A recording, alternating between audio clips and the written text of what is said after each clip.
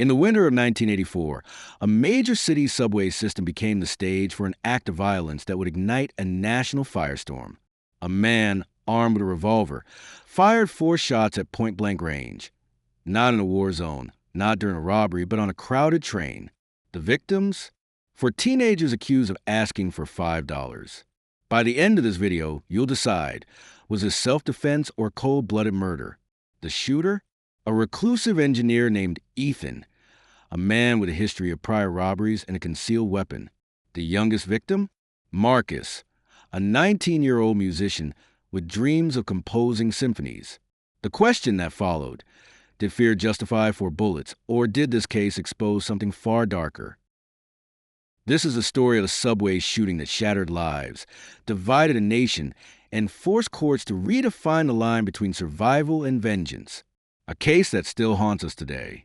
So, was Ethan a protector or a predator? Sit tight. By the end of this video, you'll decide. Ethan, a 37-year-old electronics engineer. He lived alone in a dimly lit apartment above a theater district. Colleagues describe him as intelligent but withdrawn, a man who preferred machines to people. He had a criminal record for fraud, a fact he kept hidden. But more importantly, he had a reason to be afraid. 3 years earlier, Ethan had been robbed at knife point while walking home. The assailant stole $30 and left him shaken. He filed no report. The experience hardened him. By 1984, he carried a .38 revolver in his coat pocket, illegally, but he didn't care. Now, meet the 4 teenagers who boarded that subway car. Troy, 19, was a ringleader, a small-time thief with a knack for talking strangers out of cash. James, 18, was a childhood friend, equally quick to exploit fear. Barry, 16, was quiet but eager to prove himself. And Marcus, 19, was the oldest, a wiry, sharp-eyed man with a history of petty theft. Marcus had a secret. He was a gifted pianist, studying music at a local community college. On December 22, 1984, these lives collided. The 4 teens had just finished smoking marijuana and drinking wine near Union Square. Bored and broke, they boarded the 2 train heading uptown. They spotted Ethan alone in a nearly empty car. To them, he was a mark, a lonely middle-aged man with a worn leather coat. But Ethan saw something else. Later, he claimed the teens surrounded him, demanded money, and reached into their pockets, movements he interpreted as threats. Whether they actually intended to rob him or simply asked for $5 to buy a soda remains debated. What's certain, Ethan made a split-second decision that would change everything. Because when the train pulled into 14th Street Station, the doors closed and 4 gunshots shattered the silence. The 2 train shutters forward. It's 4:45 p.m. Outside, the city blurs past as the car rattles toward 14th Street. Ethan sits alone on the left side, back straight, eyes fixed ahead. The teens spread out. Troy steps closer. James lingers behind. Barry hovers near the doors, and Marcus stands slightly apart, hands in his pockets. Troy breaks the silence. His voice is casual, almost playful. "Hey man, you got $5? Ethan doesn't respond. He keeps staring forward, fingers tightening around the revolver in his pocket. Troy tries again. "Come on, man. Give us $5. James steps forward now, mirroring Troy's stance. 2 against 1. Ethan glances at the doors, still open at 86th Street. No one moves to intervene. Witnesses later say passengers froze, accustomed to avoiding eye contact. Then, according to Ethan's testimony, Troy reaches into his pocket, a motion Ethan interprets as a threat. In a single fluid motion, he pulls the revolver and fires. Bang! The first shot tears through Marcus' chest. He crumples backward, blood blooming across his shirt. Chaos erupts. Bang! James staggers, clutching his arm. Bang! Troy reels, the bullet grazing his head. Bang! The 4th shot slams into Barry's back as he tries to flee. In 10 seconds, it's over. 4 bullets, for victims. Marcus lies motionless, blood pooling beneath him. The air reeks of cordite and panic. Screams pierce the silence. But Ethan doesn't stop. Later, he'll describe what happens next in chilling detail. I looked at the one who was lying on the floor, and I thought he might get up, so I said, "Here, you bastard," and I pointed the gun at his head, and I thought about shooting him again, but I didn't. The train lurches into the 72nd Street station. Doors open. Ethan steps onto the platform, tucks the revolver into his waistband, and walks away. Passengers rush to help the wounded. One woman cradles Marcus' head, whispering, "Stay with me." A man flags down police. But for Marcus, the aspiring pianist, the damage is catastrophic. The bullet severed his spinal cord. He'll never walk again. Meanwhile, Ethan vanishes into the subway tunnels. He'll later claim he felt nothing. No regret, no fear. Just relief. But relief wouldn't last. By morning, his face would be on every news broadcast in America, and the world would demand an answer. Was this a hero protecting himself or a monster hiding behind fear? The shooting made headlines by dawn. But this wasn't just another subway crime. It was a Rorschach test for America. Within hours, the story split the nation. To some, Ethan was a hero who stood up to criminals in a broken system. To others, he was a racist who executed teenagers over $5. By the next morning, Ethan turned himself in at a police station in Vermont. He claimed self-defense, telling officers, "I thought they were going to kill me." But the evidence told a different story. Witnesses reported the teens never brandished weapons. The revolver Ethan used was unregistered. And the bullets? Hollow-tipped. A type designed to expand on impact, banned in warfare for their destructiveness. Yet, the public wasn't listening. Talk radio exploded with debates. Conservative columnists hailed Ethan as a symbol of resistance against urban decay. Liberal voices condemned him as a vigilante with a death wish. Even graffiti artists weighed in. "Ethan is God" appeared on subway cars, while others scrawled, "For bullets, one racist." But the racial undertones were impossible to ignore. Ethan, a white man, had shot 4 black teenagers.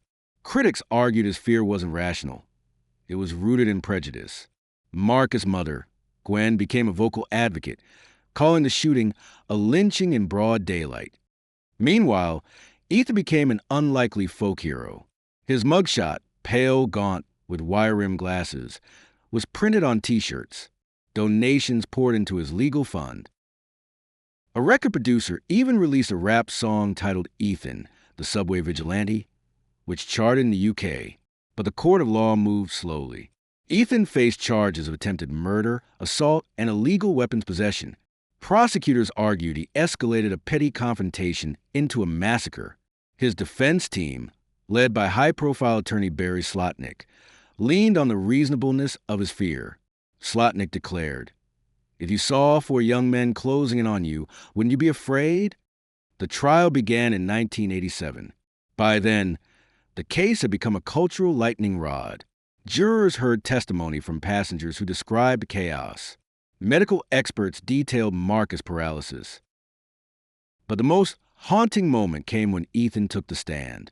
Calm and detached, he recounted the shooting in clinical detail. "I didn't feel anything. I didn't feel angry. I didn't feel scared. I just felt nothing." The jury deadlocked. In the end, Ethan was convicted only of illegal weapons possession. The attempted murder charges? Acquitted. The verdict stunned observers. To supporters, it was vindication. To critics, it was proof the system favored white men with guns. But the story didn't end there. Years later, Marcus sued Ethan in a civil trial. This time, the jury awarded him $43 million. The verdict sent a message. The law might forgive fear, but society holds you accountable for its consequences. The trial began in 1987, 3 years after shooting. By then, the case had become a cultural fault line. Would the jury see Ethan as a victim of fear or a predator hiding behind the law? Prosecutor Gregory Odell opened with a damning statement. This was not self-defense. This was execution. 4 shots, for victims, and not one of them had a weapon. But Slotnick countered with cold logic. Ethan didn't want to kill anyone. He wanted to survive. In a city where muggings were routine, he made a split-second decision to protect himself. The battle lines were drawn. Witnesses painted a chaotic scene.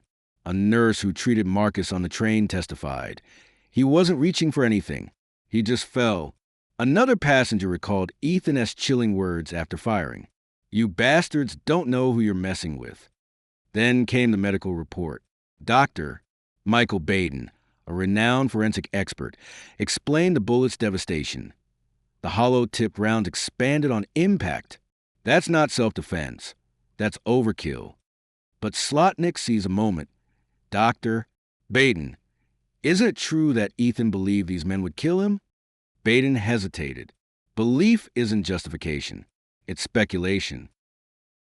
Then came Ethan himself, calm and detached. He described the encounter in clinical detail. "They surrounded me. They asked for $5. I thought they were going to stab me." Prosecutor Odell pressed. "You knew they were teenagers. You knew they were unarmed. Why 4 shots?" Ethan replied, "I've been robbed before. I wasn't going to let it happen again." The answer hung in the air. Was this trauma or prejudice? The jury deadlocked for weeks. Some believed Ethan's fear was genuine. Others saw a man who'd crossed the line. The judge declared mistrial on all but one charge, illegal weapons possession. But the attempted murder verdict? A stunning twist. The jury acquitted Ethan on all counts. The room erupted. Protesters outside chanted, "Justice for Marcus." Slotnick declared victory. Today, the law protected a man who stood up for himself. Yet, the story didn't end there. The Ethan case didn't just end with the verdict. It left a mark on American culture, one that echoes in today's debates about race, fear, and the limits of justice. For decades, legal experts have cited the trial as a turning point in self-defense law. The acquittal on attempted murder charges sent a message. Fear, even if irrational, could justify violence. But critics argue this set a dangerous precedent. As law professor Alan Dershowitz noted, the Ethan case blurred a line between protection and punishment. It told people they could act first, ask questions later. But the racial implications were even deeper. The shooting amplified a national conversation about how fear is weaponized against black men. Marcus' paralysis became a symbol of systemic injustice, a life derailed not by crime, but by suspicion. Years later, Marcus reflected in an interview. They called Ethan a hero because he was white. "If I'd done the same thing to a white man, I'd be dead or on death row." The case also reshaped the city's policies. In the 1990s, Mayor Rudy Giuliani and Police Commissioner William Bratton championed broken windows policing, a theory that cracking down on minor crimes would prevent larger ones. Critics argue this led to practices like stop and frisk, which disproportionately targeted Black and Latino youth. The Ethan case, with its themes of fear and retribution, became a blueprint for this era. Yet, the cultural footprint extends beyond law. The shooting inspired films, documentaries, and even music. Rapper Nas sampled Ethan's mugshot on his debut album Omatic, framing it as a cautionary tale about survival in inner cities. Meanwhile, the phrase subway vigilante entered the lexicon, often invoked in debates about gun control and racial profiling. But perhaps the most haunting lesson lies in the human cost. Ethan vanished from public life after the trial, retreating to a quiet existence in rural New York. He gave no interviews, no apologies. Meanwhile, Marcus spent decades in a wheelchair, battling chronic pain and financial hardship. He died in 2022, his name largely forgotten outside legal textbooks. So what does the Ethan case teach us? It reminds us that fear, unchecked, can become its own kind of violence, that the line between self-defense and vengeance is thinner than we think, and that in moments of crisis, our biases, conscious or not, can shape life or death decisions. But it also challenges us to ask, how do we build a world where fear isn't the default, where safety doesn't come at the cost of justice? Because the truth is, the subway doors never really close on this story. The questions it raised, they're still riding with us today.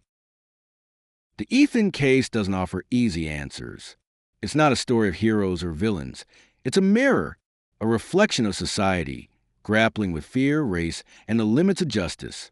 Ethan walked free, but his life was never the same. Marcus survived, but paid the price for decades. And the city?